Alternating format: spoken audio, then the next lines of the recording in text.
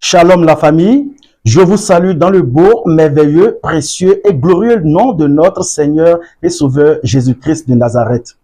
Je suis le général Élu Patrice, votre humble serviteur. Bienvenue sur notre page Élu de Dieu Ministries.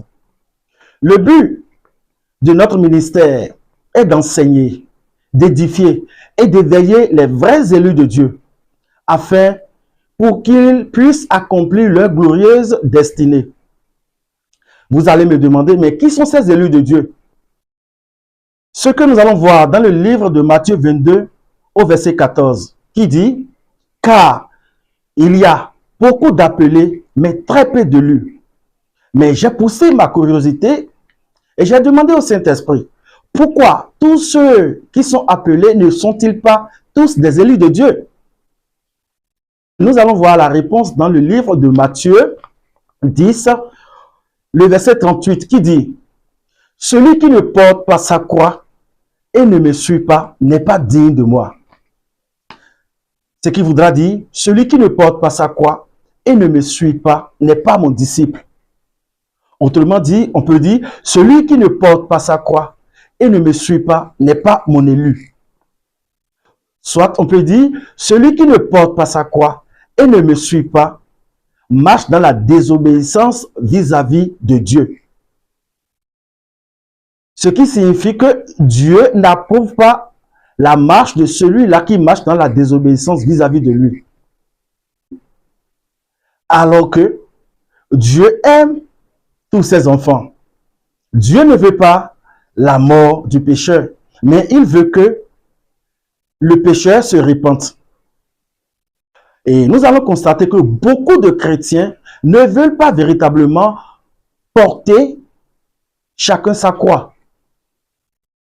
Alors que suivre le Seigneur Jésus-Christ nécessite une entière obéissance à ses voies et un abandon total de sa personne en lui. C'est la raison pour laquelle Dieu, connaissant la nature de l'homme qu'il a créé, aussi pour amener ses plans à l'accomplissement, il s'est choisi lui-même ses élus, qui ne sont pas des personnes ordinaires.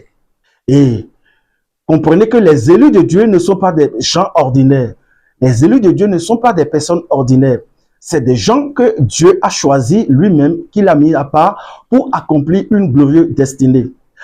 À notre édition prochaine, nous allons rentrer en profondeur de la définition des élus de Dieu, leurs objectifs, leurs devoirs, leurs missions et leurs engagements vis-à-vis de Dieu. Que le Seigneur vous bénisse.